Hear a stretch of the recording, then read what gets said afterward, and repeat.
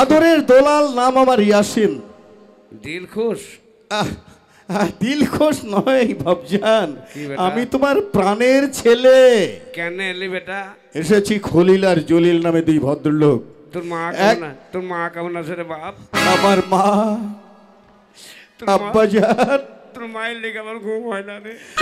আপনি আবার আমার জীবনে দুঃখ দিলেন আব্বাজান। হারামজাদী একবার দেখা কইল না রে। তোমার আস্তাগফিরুল্লাহ। আব্বাজান, আপনি ইন্তেকাল করার পরে আমার মা কেঁদে কেঁদে চোখের পানি ফেলে অন্ধ হয়ে গেছে। অন্ধ ছেলে হয়েছে? আরে বাবা, অন্ধ ছেলে নয়, চোখে আর দেখতে পাই না, শুধু তোমারই জন্য একেবারে কঙ্কাল শিল হয়ে গেছে। আলাই ডাক্তারকে দেখা গা। আমি আলাই ডাক্তার বাবুর কাছে গিয়েছিলাম। কি বলল? উনি বলেছেন এই রোগ হচ্ছে প্রেম রোগ, ডাক্তার দিয়ে কোনোদিন সারানো যায় না। তাহলে এক কাজ করবে, কাঁচা লঙ্কা বেটির হেলি দিগা। তাহলে তো তোমার মতো মরে যাবে বাবজান। ও শালি মরাই ভালো। ছি ছি ছি ছি ছি ছি ছি বাবজান, জীবিত থাকতে কোনোদিন তোমার মুখে আমি অশ্লীল ভাষা একটাও শুনিনি, কিন্তু কেন বাবজান আজকে কবরের মধ্যে থেকে এত ভাষা খারাপ করছো? ফেরেশতা দেহর আসছে আর মারছি জানিস? কেন বাবজান? ফেরেশতা তোমাকে মারবে কেন? গায়ে বল নাই। গায়ে বল না? ফেরেশতা মারে যদি অন্যায় করে থাকো, অপরাধ করে থাকো খোদার কাছে, তাহলে ফেরেশতা তোমায় মারবে। টাকা বাবা, টাকা দাও না যে। ওই যে হাঁসের জন্য গুতাছে। হাঁসের ডিম নাই বাপ? হাঁসের ডিম আছে আব্বাজান। 10টা সিদ্ধ করে কবরে ভরে দে। এই যে মোর গ্রামের পার্শ্বে যে বড় পুকুর, ওই পুকুরে যত হাঁস সবই তো আমার। আর হাঁসের ডিম অনেক রয়েছে, কটা দেবো বাবজান? 40, 50, 100, 200 যা পাবে দিস। ঠিক আছে বাবজান, আমি 100 ডিম সিদ্ধ করে আমি তোমার মাজারে দিয়ে যাবো বাবজান। তা কেন এলে? এলাম ওই যে খলিল আর জলিল নামে দুই ভদ্রলোক, হ্যাঁ, একজন তাঁতি একজন স্বর্ণকার। হ্যাঁ। ওরা বলে নাকি ওই খলিলই 40,000 টাকা পাবে, আর জলিল নামে এক ভদ্রলোক উনি নাকি 60,000 টাকা পাবে। আমার 40। এটা কি সত্য কথা ভাবছেন? হ্যাঁ, কিছুটা সত্য কিছুটা মিথ্যা। এর মধ্যে আবার মিথ্যা রয়েছে, কোনটা মিথ্যা কোনটা সত্য? খলিল আর জলিল তো? হ্যাঁ, খলিল আর জলিল। আমারটা আগে বলেছে। হ্যাঁ, না খলিলকে চিনি না। খলিলকে চেনো না? না, জলিল পাবে এটা আমি জানি। আমার জলিল পাবে, খলিল পাবে না?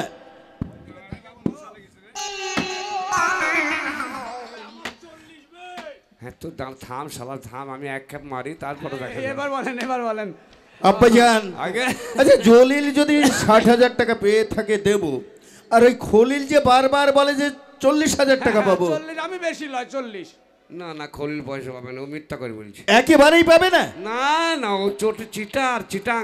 ও আবার চিটারি করতে, মানে বাটপারি করতে এসেছে? হ্যাঁ, ওর কাছে 2 কেজি চাল পাবি। আমার বাবজান 2 কেজি চালের দাম ওর সঙ্গে ঘুরিয়ে পাওয়া যাবে, তাই তো?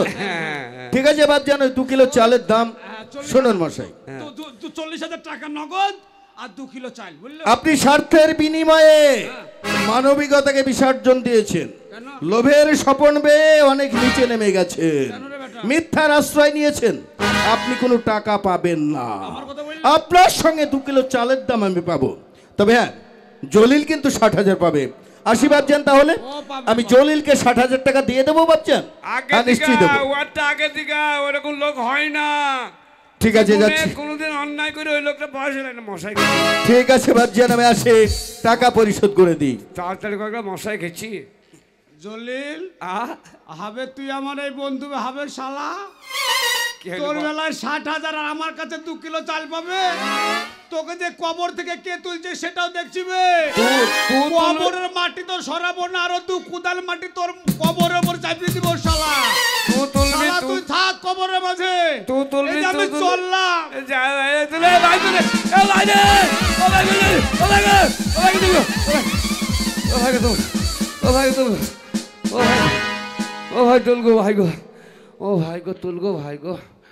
আল্লাহ, 60,000 বসে দিছি রে শালো হারামি। আমি কবরে মশাকে খোয়াবো আর তুমি 40,000 নেবা? যাও শালা, মার খাও গা। এবার চা করে যাবো, পা করে 60,000 নিয়েছি, ময়নার হোটেলে ঢুকি পড়বো, গোস্ত দুটো খেয়ে নেবো গা। শালা টাকা নেবা, এবার যাবো, চা করে টাকা লেছি, পা করে লেছি, আবার ব্যবসা শুরু করে দেবো। শালা টাকা নেবা।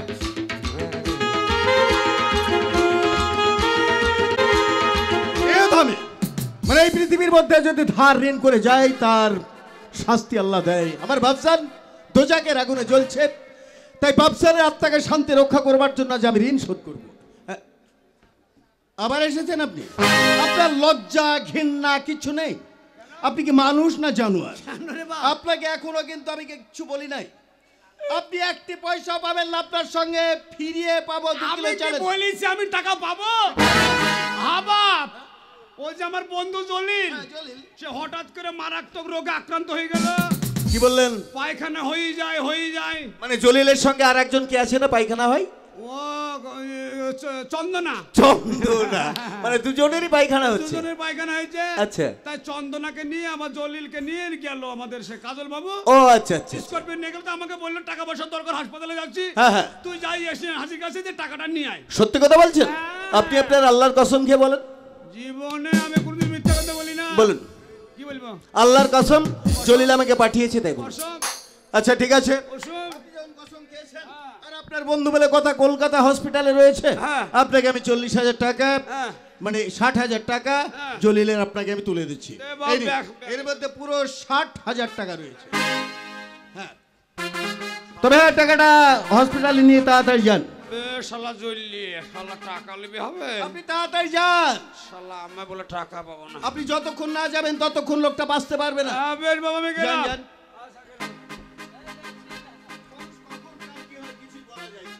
এক্ষুনি ওই আমি লোকটা এসেছে। টাকারও লাগিয়া কবরে ঢুকিয়া কিছু পয়সা ধান্দা হলো। আমি কবরে ঢুকিয়া টাকারও লাগিয়া কিছু ধান্দা হলো। আমার মশাতে হাত খেয়ে নিল। ইয়াসের মেয়েটা কোথায় গেল? মশাতে হাত খেয়ে নিল। এখানেই রয়েছে। আসসালামু আলাইকুম। ওয়ালাইকুম সালাম। কবরস্থান যাননি? আপনারা কি মিথ্যা কথা সবসময় বলেন? না স্যার। আপনি কবরস্থানে আমি গিয়েছিলাম, এই কথা সত্য। বাবজান আমাকে বলেছে, এটাও সত্য। হ্যাঁ হ্যাঁ। বাবজান বলেছেন যে জলিল 60,000 টাকা পাবে, খলিল একটি পয়সাও পাবে না। তাড়াতাড়ি টাকাটা দেন। আপনি কবরস্থান যাননি? আরে আপনি হসপিটালে নয়? কে? আরে কলকাতা নীলরতন হসপিটালে আপনি ভর্তি রয়েছেন। আপনার বন্ধু খলিল এসেছিল, উনি বললেন যে টাকা না হলে আমার বন্ধুকে বাঁচানো যাবে না। আমি অতি তাড়াতাড়ি 60,000 টাকা গুনে খলিলের হাতে দিয়েছি আপনাকে চিকিৎসা করাবার জন্য। এবার আমার টাকা গেল।